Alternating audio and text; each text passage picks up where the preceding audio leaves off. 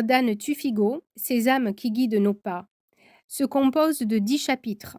L'écriture est soutenue, mais la lecture est accessible à tout le monde. Pour les cartésiens, vous pouvez lire ce récit au second degré et ne retenir que les anecdotes, parfois rigolotes, parfois poignantes. Anne Tuffigo se présente à nous dans une première partie. Elle se décrit comme une personne studieuse, académique, disciplinée et cartésienne. Puis rapidement, nous rentrons dans le vif du sujet, ou devrais-je dire dans l'intimité de son cabinet parisien. Sa plume légère nous retrace avec force détail les coulisses de ses séances médiumiques. J'ai même l'impression agréable qu'elle s'est inspirée de la comédie humaine de Balzac pour nous dépeindre avec tant de réalisme son métier, sa vocation et son rôle au sein de la société. En effet, quitter l'enseignement pour épouser le rôle de saltimbanque de la voyance, c'est peu commun. C'est un virage à 180 degrés qui, une fois n'est pas coutume, me conforte dans l'idée que notre marge de manœuvre dans la vie est très subjective et parfois illusoire. Depuis quelques années, je n'ai de cesse d'entendre le pouvoir de notre fameux libre arbitre que l'on agite fébrilement tel l'étendard de la liberté et de l'égalité. Mais confrontée à la dure réalité et de par mon métier, je témoigne trop souvent de blocages, de voies sans issue qui me font douter du fameux libre arbitre. N'avez-vous, en toute sincérité, jamais déployé une énergie de dingue pour obtenir quelque chose que la vie s'entête à vous donner? Eh bien, ici, malgré tous ses efforts et son cursus scolaire exemplaire, Anne Tuffigo est rattrapée au détour d'un carrefour, d'une croisée des chemins, par sa mission de vie. De ville en ville, de conférence en conférence, tel le mât du tarot, elle poursuit un itinéraire jusque-là réservé aux gens du voyage pour servir d'outil, de pont entre les deux mondes. Avec son intelligence et sa culture, elle se distingue forcément des diseuses de bonne aventure pour flirter avec le développement personnel, trait d'union entre la psychothérapie et la psychologie. Anne nous explique que son métier lui ouvre les portes mystiques et mystérieuses des annales akashiques, clé de voûte de bien d'interrogations. Et j'adhère complètement à cette vision des choses. En effet, une thérapie ne peut pas tout résoudre. Savoir d'où l'on vient nous aide à comprendre ces répétitions de schémas et d'expliquer aussi en partie les raisons d'un karma lourd à porter et souvent négatif.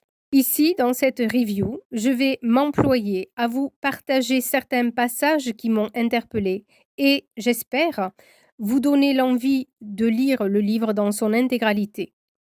J'insiste sur le fait qu'il s'adresse vraiment à tout le monde. Il se lit comme un roman autobiographique. Il est truffé de témoignages, d'exemples qui peuvent, bien sûr, venir ébranler vos certitudes sur la vie après la mort, mais après tout, il n'est pas interdit de changer d'avis.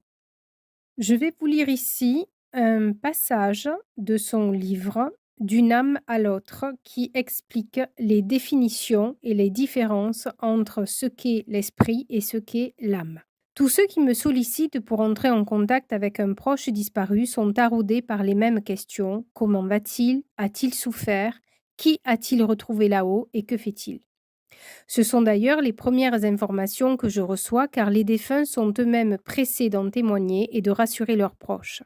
Les termes d'esprit, d'âme et de corps font partie du champ lexical spirituel. Il n'est pas toujours aisé pour les néophytes d'en donner une définition claire. La littérature les déclinant indifféremment dans les textes, on parle d'âmes qui vivent pour désigner les habitants d'une ville, d'esprit vif pour évoquer l'intelligence d'une poignée d'hommes et de sortie de corps pour définir les sorties astrales. L'esprit, qui provient du mot grec pneuma, signifie le souffle. Le mot esprit désigne ce qui donne vie à un corps. C'est pourquoi dans la Bible, le mot hébreu roua est rendu par la traduction force vitale.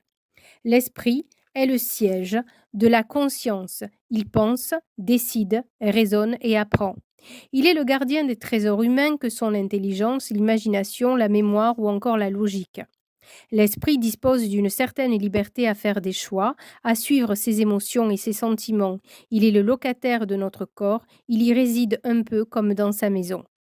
L'âme, quant à elle, provient du mot grec psyché et signifie également le souffle. Elle est l'énergie qui maintient le corps en vie, elle est notre partie divine, le moteur de notre corps. L'âme possède la sagesse et la connaissance absolue. Se connecter à elle par la méditation ou la prière, par exemple, c'est accéder à une part de vérité. L'âme agit ainsi comme une sorte de médiatrice entre l'esprit et le corps. Elle est le pont entre la matérialité du corps et l'immatérialité de l'esprit. Le film d'une vie. Au moment de notre passage de l'autre côté du voile, nous serons tous amenés à revoir le grand film de notre vie.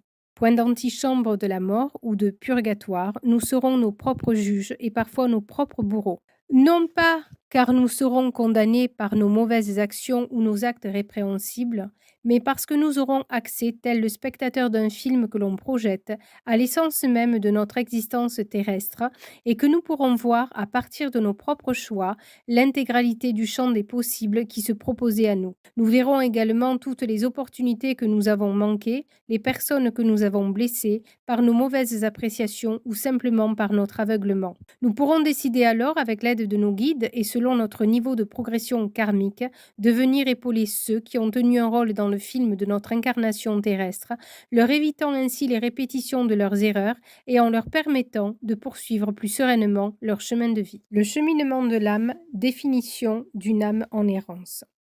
Si nombre de désincarnés parviennent à accepter les échecs de leur vie et à encourager les vivants à la transcendance, certains refusent toutefois cette mission, aveuglés par la colère qui les habitait déjà ici-bas, par un sentiment de profonde injustice ou de spoliation.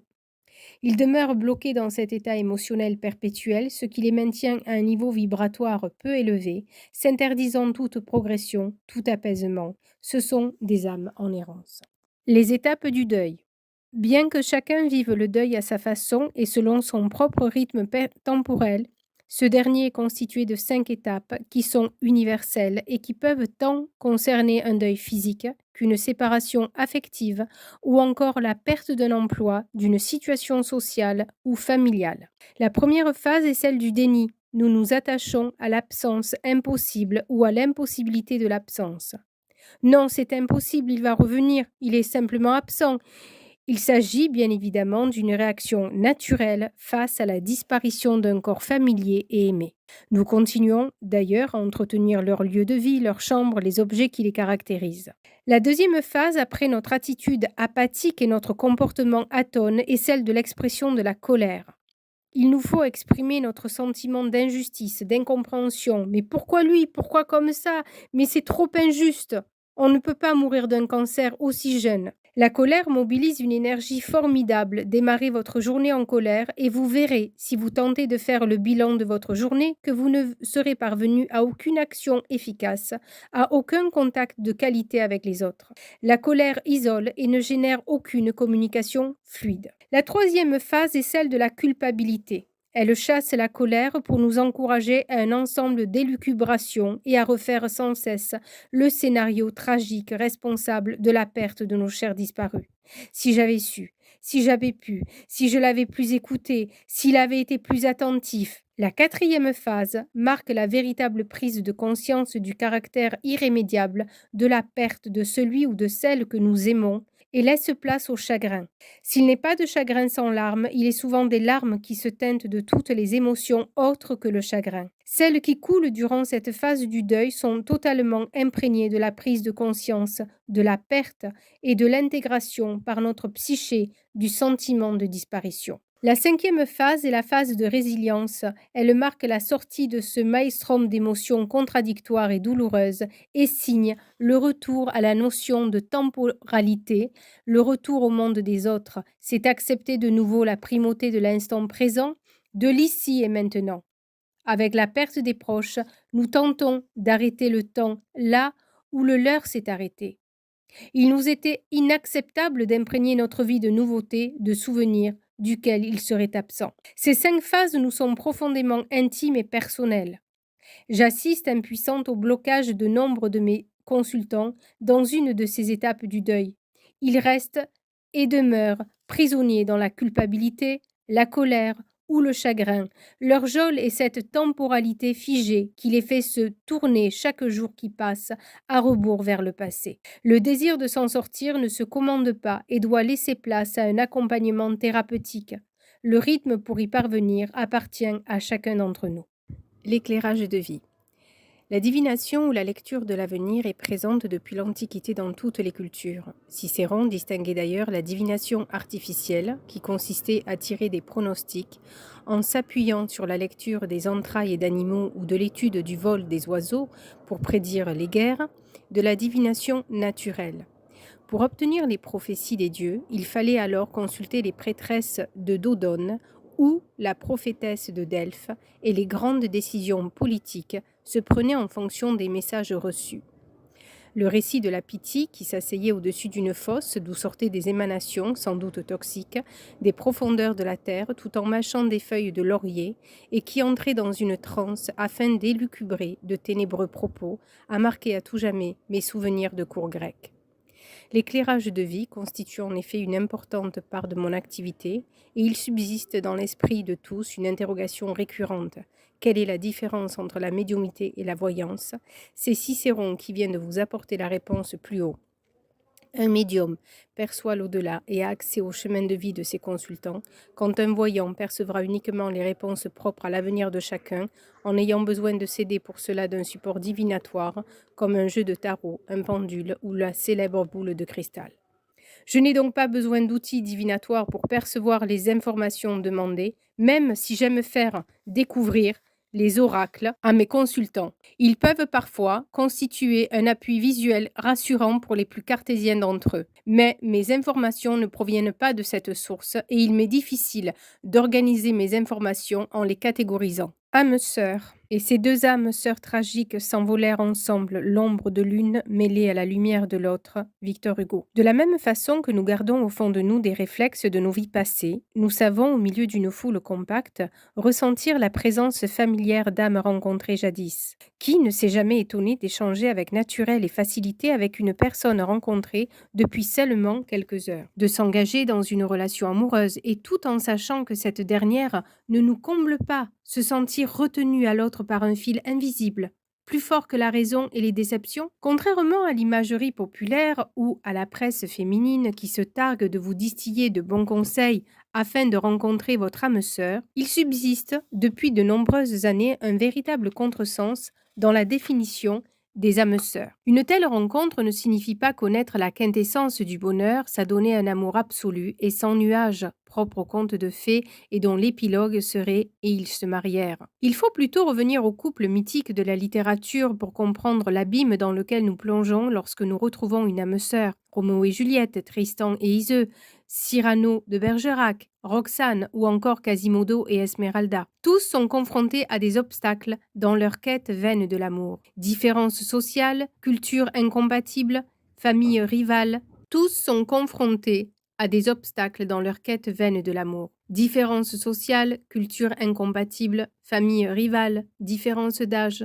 L'amour naît sur un terreau stérile et peu enclin à le développer favorablement. Les âmes sœurs appartiennent en effet à une même famille d'âmes et vont agir et interagir entre elles pour s'aimer et se faire évoluer mutuellement. Cette entraide implique que chacune soit porteuse de thèmes de dépassement difficiles et qu'ensemble elles s'engagent à tenter de les dépasser et de les résoudre. Il peut s'agir d'un homme pour qui les apparences et l'origine sociale sont placées plus haut que tous ces autres critères de sélection en amour et qui va devoir apprendre, grâce à la rencontre d'une femme différente en tout point de lui, à se recentrer sur l'authenticité de leurs sentiments communs. Au gré de leurs incarnations successives, ces âmes s'engagent à travailler ensemble, à se soutenir et à grandir. Ne pas parvenir à vivre une relation amoureuse harmonieuse et authentique entraîne une rupture déchirante qui résonne bien au-delà de la séparation des corps et d'une page de vie terrestre. Elle laisse une sensation d'échec profond, d'engagement manqué. C'est pourquoi je vois des hommes et des femmes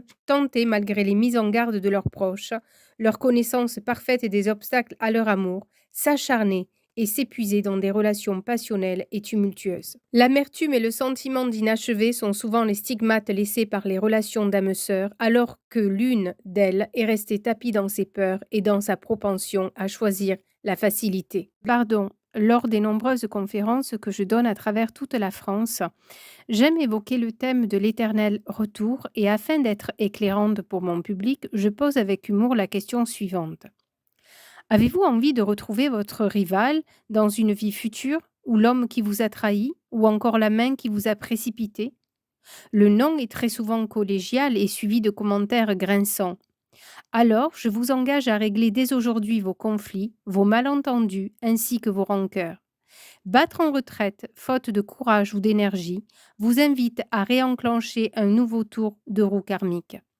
À ce titre, le pardon est un formidable outil de dépassement et de résilience. Pardonner ne signifie pas oublier ou minimiser les outrages et les offenses subies lors d'une vie. Il permet de se délester d'un poids émotionnel trop lourd pour se permettre d'envisager la suite de notre chemin dans la sérénité et la quiétude. Le pardon est donc un don de soi et une compréhension intuitive des épreuves que nous avions à vivre et à tenter de dépasser. Il ne s'agit pas pour autant de tendre l'autre joue ou au contraire de suivre la loi du talion, œil pour œil, mais de comprendre les thèmes de travail de l'âme sous-jacents. Que dois-je comprendre face aux trahisons récurrentes dont je suis victime? Que faire pour ne pas naïvement donner ma confiance aux autres et me retrouver abusée? C'est ce que notre groupe d'âmes s'attelle à nous faire comprendre afin de nous élever vibratoirement et spirituellement. L'idée que les âmes qui composent notre famille céleste peuvent successivement remplir des missions bénéfiques ou inversement éprouvantes pour nous aider dans notre progression énergétique bouleverse l'approche manichéenne assez réductrice selon laquelle il existe 10 mondes salauds ou au contraire des hommes et des femmes à sanctifier. Blessures karmiques.